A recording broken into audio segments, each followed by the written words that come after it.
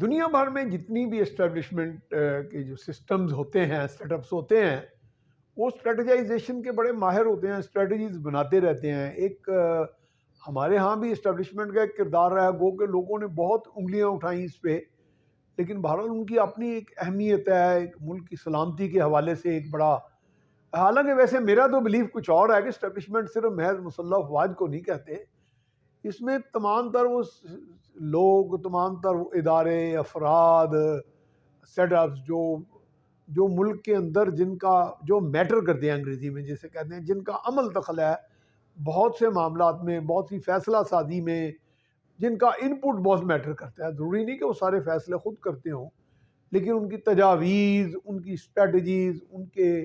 فارمولے، ان کے بنائے ہوئے ایکشن پلانز یا پلانز جو ہیں، وہ کسی طور پہ بھی کوئی اچھے پالیسی بناتے وقت کسی ملک کی پالیسی میں نظر انداز نہیں کیے جا سکتے، بلکہ وہ بنیادی طور پر ترجیح اول ہوتے ہیں۔ مثال کے طور پہ آپ کا ایک تجارت و صنعت کا بھی ایک کسی بات پہ فوکس ہوتا ہے، اگر تو وہ سمجھتے ہیں کہ جی تجارت اس طرح بڑھ سکتی ہے، ملک کی معیشت اس طرح فروغ پا سکتی ہے، تو کیا کوئی پالیسی ساز ان کو نظر انداز کر سکتا ہے؟ ہاں، کوئی پالیسی ساز اگر بہت ہی خود پسند ہو اور وہ کہے جی کوئی بات نہیں، جس طرح کہ ہمارے کچھ ایک دو کو ماضی کے چیف جسٹس صاحبان بھی رہے ہیں، ایک صوبائی تھے پشاور ہائی کورٹ کے اور ایک بڑے ملکی سطح پہ، جنہوں نے ایک ملک کے جو دوسرے ملک کے ساتھ ایک بڑے بڑے معاہدے تھے، تجارتی معاہدے، بڑے بڑے صنعتی معاہدے، جوائنٹ وینچرز کے معاہدے، ریکوڈیک ہوا، export to out side Pakistan تھا، اور بھی اس طرح کے معاملات، ان کو ایک یک جنبش قلم کے ساتھ بالکل ہی فنا فلا کر دیا۔ یہ فیکٹر اپنی جگہ رکھے، لیکن کہنے کا مقصد ہے، چلے اگر اب ہم آ جاتے ہیں اسٹیبلشمنٹ، جو ہمارے ہاں ایک تصور عام ہے کہ جی اسٹیبلشمنٹ کی بنیاد پر ہی سب کچھ ہو رہا ہے، جو کچھ بھی ہو رہا ہے، یہ نواز شریف کا آنا، یہ عمران خان کا اندر ہونا، یہ زرداری کا لیول پلینگ فیلڈ مانگنا، یہ کسی کا جے یو آئی والوں کا آگے کچھ مطالبات کرنا، پرویز الہی کا بھی اندر ہونا، اور جوڑ توڑ استحکام پاکستان پارٹی کا کیا مارد وجود میں آنا، بلا بلا بلا بلا، یعنی یہ ساری چیزیں یہ اسٹیبلشمنٹ کی پیداوار ہے، یہ لوگ کہتے ہیں۔ اور اس کے ساتھ ایک اور بات کہی جا رہی ہے کہ جی اسٹیبلشمنٹ نے نواز شریف کو یہ باقاعدہ نواز شریف کو یہ باقاعدہ ان کو گارنٹی دے دی ہے کہ جی آپ ہی چوتھے وزیر اعظم ہوں گے اور آپ کا اقتدار ہوگا، سب کچھ آپ کا ہی ہوگا۔ ایسا ہرگز نہیں ہے۔ میں بلکہ اسٹیبلشمنٹ کو، اپنی اسٹیبلشمنٹ کو ایک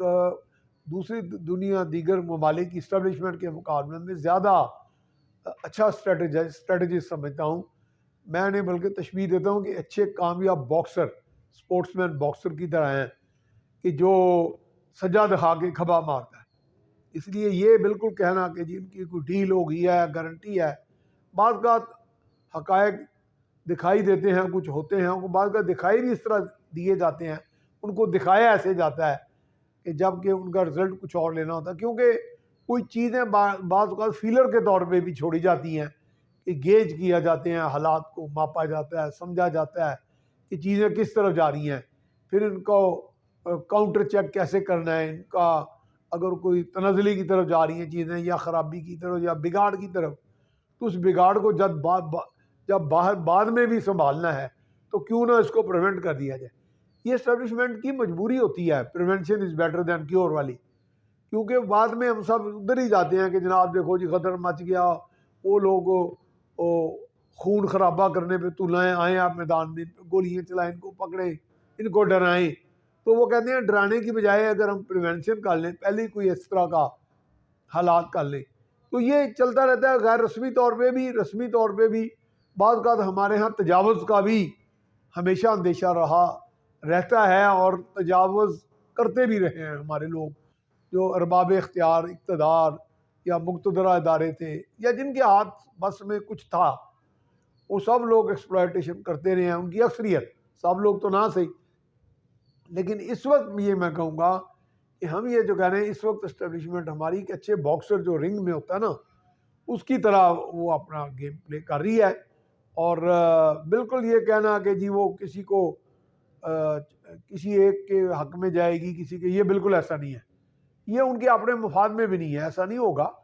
یہاں پہ اگر کسی کو یہ گمان ہے کہ جی بس نواز شریف کو انہوں نے بس پیچھے ہاتھ رکھ دیا ہے، جس میں نور جہاں نے جہانگیر کے پیچھے ہاتھ رکھتی تھی، یہ والا چکر نہیں ہے کہ بازی آپ تم فیصلے کرو اور اچھے کرو گے، یہ نہیں چکر ایسا۔ یہاں پہ ہاتھ اگر رکھا جائے گا تو ساتھ یہ بھی دیکھا جائے گا کہ چیزیں کیا عوام کا کس طرح رخ ہے، کون سی بات کیسے ہے۔ کہ بھلے یہ ضرور ہے وہ گیج کریں گے کہ جو 9 مئی کا واقعہ کرنے والا فرد ہے یا ان کے پیچھے جو لوگ تھے یا جو تحریک طالبان پاکستان کو اپنے لوگ کہتا ہے، اس کو سسٹم میں کیسے سمونا ہے۔ ہاں ہمارے ہاں قانون اور آئین میں سکم ہے، یہ بات مانیں آپ، یہ ہے کہ جن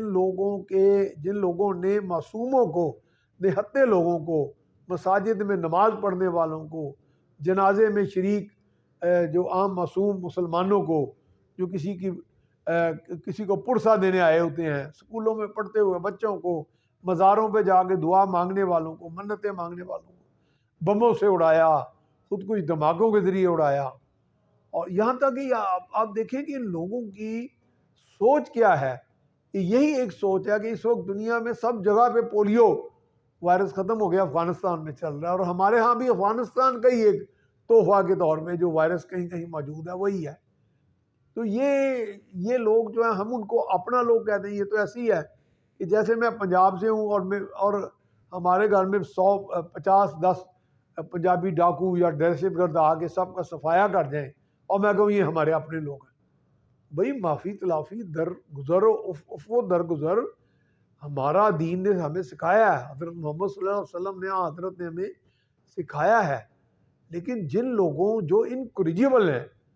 جن لوگوں کی سوچ میں ذرہ بھر بھی رحم نہیں ہے عام نہتے مسلمانوں کے لیے،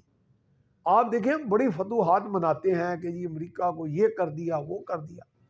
آج تک کتنے امریکیوں کو تحریک طالبان نے مارا ہے، یا ایون افغان طالبان نے مارا ہے؟ مارا تو نہتے مسلمانوں کو ہی ہے نا۔ تو یہ کہاں کا جہاد ہے، یہ کہاں کا اسلام ہے؟ تو یہ کہاں کی میں سمجھتا ہوں کہ ہماری سیاست ہے کہ ہم ایسے لوگوں کو پیٹرنائز کرتے ہیں، اپنا لوگ کہتے ہیں کہ ٹھیک ہے ایک پاپولر ویو کے اوپر رائڈ کر کے کچھ ہمارے 1-2 لیڈرز جو ہیں وہ اس وقت ہیرو بنے ہوئے ہیں۔ اور ویسے بھی مجھے کوئی عجیب سا کیفیت دکھائی دے رہی ہے اپنے ملک کے اندر، تو میں کہتا ہوں کہ we are living in a cloud cuckoo land, ایک خواہشات کی دنیا میں ہم رہ رہے ہیں، ایک فینسی ورلڈ میں رہ رہے ہیں، ایک ہم افسانوں کی دنیا میں، داستانوں کی دنیا میں رہ رہے ہیں، اور ہمارا ایک ہی مشن رہ گیا بس اگر ہمارے پاس ہر چیز کا ایک خود فریبانہ قسم کا حل موجود ہے، اگر ہم کو پستی میں ہے تو ہم کہیں گے کہ سب ٹھیک ہو جائے گا، کچھ بھی نہیں ہوتا، کچھ نہیں ہوتا۔ کوئی برائی کر لو، سڑک پہ آ جاؤ، اشارہ بند ہے آپ اشارہ توڑ جائیں گے، اور اپنی جان کو بھی خطرے میں ڈالیں گے، دوسروں کی جان کو بھی خطرے میں ڈالیں گے۔ یہ ہمارا ایک اس طرح کی روش بنتی جا رہی ہے۔ یہ واقعی یہ بات صحیح ہے، یہ چیزیں، یہ خرابیاں نہ عمران خان نے سکھائی ہیں، نہ نواز شریف نے، نہ شہباز شریف نے،